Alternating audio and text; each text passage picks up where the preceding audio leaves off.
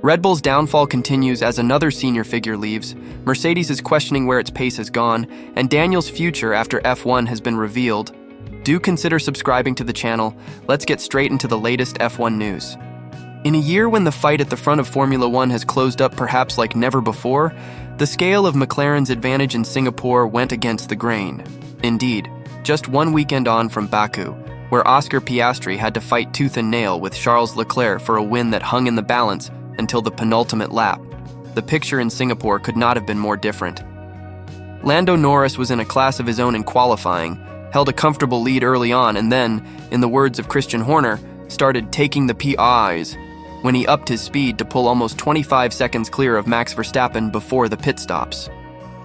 Considering that McLaren had brought almost no upgrades to Singapore, bar a revised beam wing, from the outside the turnaround in just 7 days does not appear to have an obvious explanation. But the key to understanding what happened is that F1's top challengers have their strengths and weaknesses depending on the downforce levels used each weekend and the type of track. We know Mercedes is better at high-speed tracks, especially if it is cool, and weaker at hotter low-speed venues where traction is important. Ferrari has good top speed and loves slow short corners, while Red Bull probably remains king in terms of overall low-drag, high-speed aero efficiency. But what Singapore proved, especially after what we saw at Zandvoort, is that McLaren is clear of everyone when it comes to maximum downforce circuits. For McLaren boss Andrea Stella, the performance picture of Singapore was all about how well the MCL38 performs at the downforce levels required for the Marina Bay circuit, which are at the opposite end of the spectrum to Baku, which demands low drag levels. I think if I look at previous races at this high level of downforce, we seem to be very competitive, he said when asked about why Norris had been so fast in Singapore. So, I think it might have to do more with the level of downforce than with the fact that we may be chipping away at getting more and more out of the car.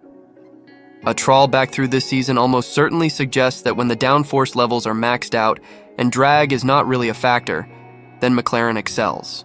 Stella added, I think the car has been strong in this configuration. I always make the examples of Hungary and Zandvoort. Even Hungary was a relatively dominant victory in itself, like Zandvoort and this one. So I think at the moment, it's more than the car in this configuration. I think it has the better aerodynamic efficiency across the grid. At low drag, I think the efficiency of Ferrari and Red Bull is much more comparable to our car. We know certainly that we have invested much more at this level of downforce than what we have done at lower downforce. Even though I've said already after races like Spa and Monza, we have definitely made a step forward in terms of retaining downforce when we reduce the level of drag. There is also another element that may be coming to the fore too, and that is that McLaren has started to get used to winning again, so its execution of races when it is in front is much more clinical. Rather than the push to victory being a new experience, it has got a much better handle on how to handle races to ensure it maximizes its opportunities. Definitely the more you race at the front, the more you get familiar, not only with the situation, but even with the approach that the team should have, continued Stella. We have been discussing whether we should adjust our weekend schedule because we need to have many more conversations, even with the drivers, in terms of internal competition, something that in the past wasn't part of going racing. Likewise, from a strategic point of view, playing kind of defensive strategies in which you don't have to be the first one pulling the trigger, you just sort of wait for the car in P2 to go, and then you cover.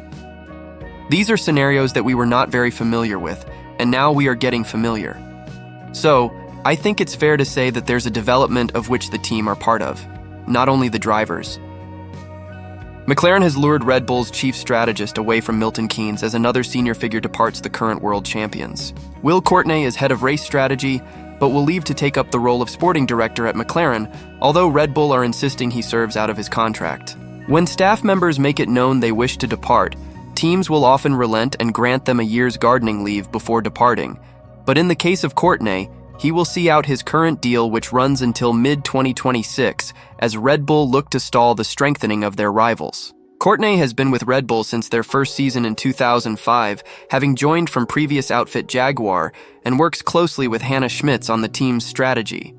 Courtney will report to racing director Randeep Singh in his new role. McLaren team principal Andrea Stella said, "We are delighted to welcome Will to McLaren. His experience, professionalism, and passion for motorsport make him the ideal candidate to lead our F1 sporting function."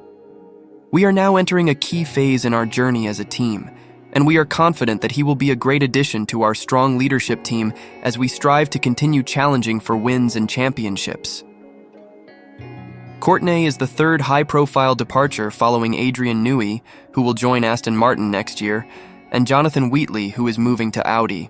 A spokesman at Red Bull Racing told Dutch publication De Telegraaf that Courtney will remain part of the team until his contract ends. Will has been offered the position of sporting director at McLaren, the statement read. After a long and successful time, during which he has been with the team since the Jaguar days, we are sorry to see him leave, but we wish him all the best with this step up. Will remain part of the team and will serve out his contract until mid-2026. The news also follows Red Bull's restructuring of their team management, with Max Verstappen's race engineer Giampiero Lambiase moving up to the role of head of racing from next year. De Telegraaf also reports that McLaren will try to dislodge Courtney before his contract end, but for the time being, Red Bull are holding fast. Toto Wolff has conceded Mercedes read the race wrong with Lewis Hamilton's strategy at the Formula One Singapore Grand Prix. Hamilton pulled out a stellar effort to turn his qualifying fortunes around and take third on the grid at the Marina Bay circuit, lining up behind championship protagonists Lando Norris and Max Verstappen. But when the tire blankets were removed ahead of the race start, Hamilton was one of only two drivers, along with Daniel Ricciardo, to start on the red-walled soft tire, with the majority of the field electing for mediums. Singapore has had a history of small field spreads in the opening stages, given the excessive tire management employed by the leading drivers, yet McLaren's superior pace allowed Norris to push harder and stretch a lead out in the first stint. This played to the detriment of Hamilton's strategy, as he was unable to extend his stint as far as he needed and eventually finished down in sixth. Addressing the strategy call, team principal Wolff explained, "I think we've read the race wrong. We took a decision based on historic Singapore races, where it is basically a procession, Monaco-like, and that the soft tire would give him an opportunity at the start. That was pretty much the only overtaking opportunity. That was the wrong decision that we all took together jointly. It felt like a good offset, but with the rear tire deg that we had, it was just one way and that was backwards. There was a logic behind it, but obviously it was contrary to what we should have decided. It doesn't hide away from the fact that the car is too slow. Maybe the opposition are ahead or behind, but that doesn't change anything." Ricciardo's call to go on the soft tire from the back of the grid failed to pay dividends, and the RB driver would eventually take a third stop to deny Norris an extra point by stealing the fastest lap. That led to conspiracy theories given RB's link to Red Bull, but Wolff suggested any accusations of foul play from the team are wide of the mark. "You've probably got to play all your strategies that you have," he said when asked on the topic. "I don't think it was dirty play, not at all. It could come down to a point. It is within the regulations, the drivers weren't unfair with each other. I think it is just about who scores an extra point. No big deal." Ferrari driver Charles Leclerc has conceded his team doesn't have the outright speed to challenge McLaren for this year's Constructors' Championship, but hopes it will still be in the mix through consistency. While McLaren has been the form team in F1, taking over from Red Bull, Ferrari's resurgence in recent races has allowed it to remain in outside contention for the World Championship. With 6 races left to run, McLaren leads Red Bull by 31 points, with Ferrari a further 34 points behind in third. But while McLaren looks unlikely to run out of steam off the back of Lando Norris's dominant Singapore Grand Prix performance, Leclerc is refusing to throw the towel just yet, even if on outright speed Ferrari hasn't been able to keep up. "I think if we keep being consistent and not having too many missed opportunities, we will do the count at the end and hopefully will be enough to get the Constructors' title," Leclerc said after finishing 5th under the Singaporean floodlights. "But on pure pace, I don't think we are yet at the level to fight for the Constructors. I don't see ourselves too much in the fight, but if they make mistakes, then we might end up in the fight like we are now." Leclerc is wary of placing too much stock in Ferrari's stronger performances over the past 3 races in Monza, Baku, and Singapore, all of which haven't truly tested whether or not Ferrari has solved the high-speed corner bouncing that have plagued it since the summer. As much as the last 2 races were good, I think we've always been saying we need to be careful to not have wrong expectations, because McLaren still have a better car than us. Like quite a bit, he explained. "We have some tracks that will be very close, some others where we'll be further away. Before this race we were quite close and we never really had the fastest car apart from maybe Monaco, and in Monza we were quite strong as well. teammate Carlos Sainz, who suffered a Q3 crash in Singapore and wasn't able to recover beyond 7th from 10th on the starting grid, said Ferrari has Red Bull firmly in its sight for second if McLaren turns out to be too far away. McLaren definitely has the upper hand that they are the favorites for winning it, the Spaniard added. We still have Red Bull in our sights, and obviously McLaren if they start going south or they start having problems, so we need to keep ourselves in it. When asked if beating Red Bull to second place would still be a satisfying outcome for the Maranello squad, he replied, "It would show good resilience by the team after a tough part of the year where we gave up a lot of points and a lot of development curve there. But Red Bull is going to come back strong with upgrades at the end of the season once they've understood what they did wrong with their car, so it's not going to be easy to beat them either." Mercedes is to analyze where its pace disappeared to over the Singapore Grand Prix weekend. Lewis Hamilton and George Russell delivered a superb performance in qualifying to lock out the second row of the Marina Bay Street circuit grid behind pole-sitter Lando Norris and his McLaren and Red Bull's Max Verstappen. But the expected challenge for a podium from 7-time F1 champion Hamilton and compatriot Russell failed to materialize as the duo finished 6th and 4th respectively. Mercedes gambled with Hamilton by starting him on the soft tire in the hope he could attack Norris, and Verstappen also backfired, after which the pace drop-off from the W15 was alarming. As trackside engineering director Andrew Shovlin confirmed, the pace of the car was ultimately poor, which made for an incredibly challenging evening.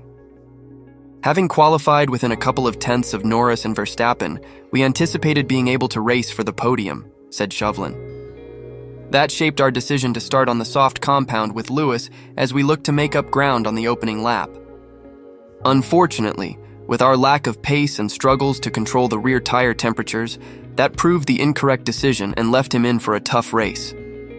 Confirming that Russell was on a defensive strategy, Shovlin added, "We had to pick our battles, and it was clear that we didn't have the speed to be in a fight with the McLaren of Oscar Piastri. He was much faster and with a tire advantage was always going to get through. George did well to hold off the hard-charging Ferrari of Charles Leclerc and limit the damage."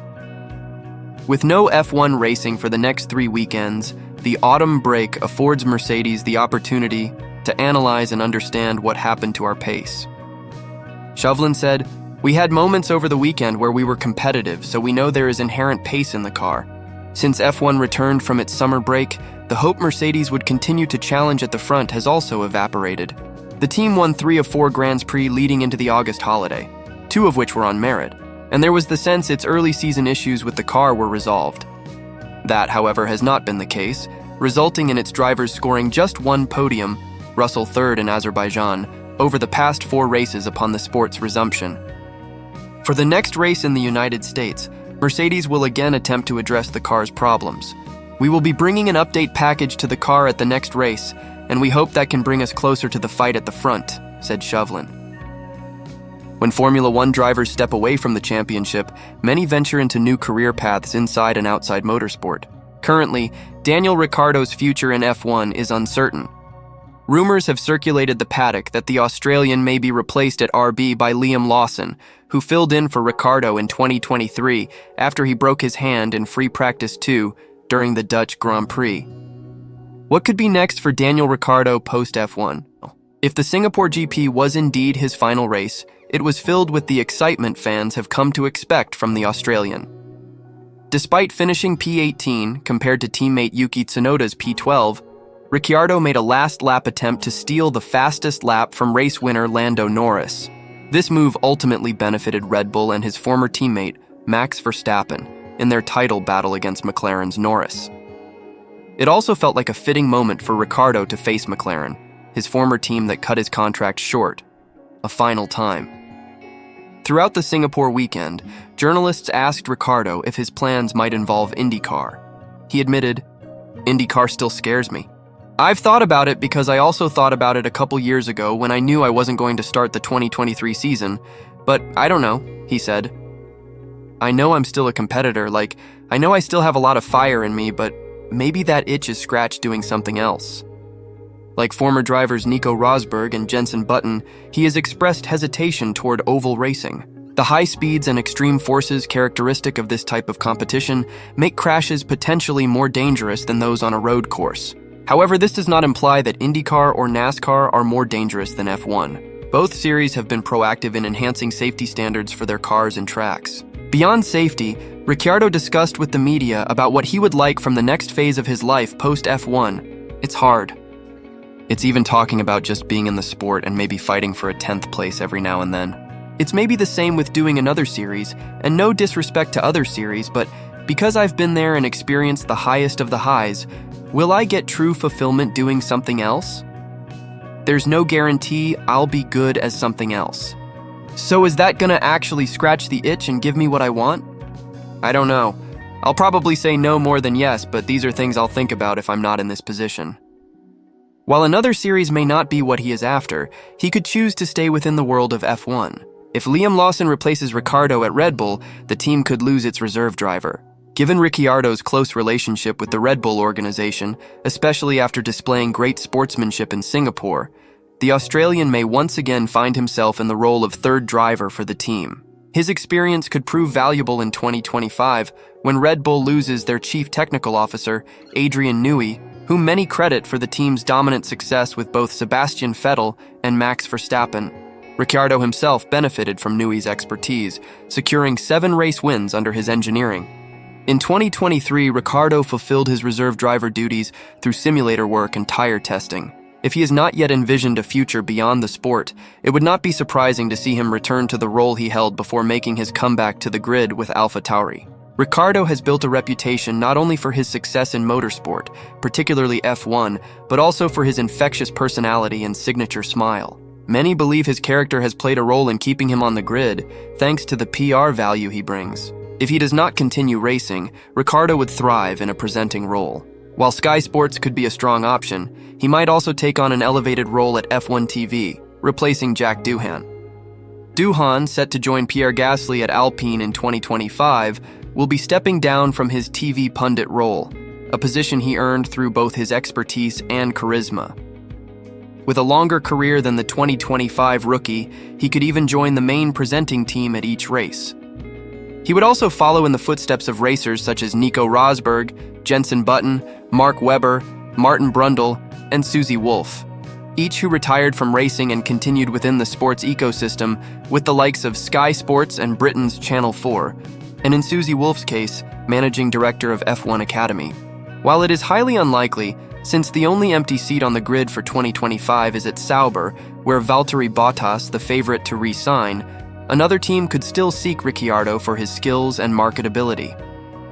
However, with Franco Colapinto on the grid without a seat for next season, despite his impressive experience at Williams so far, many will question whether this is fair given Ricciardo's lack of results at RB.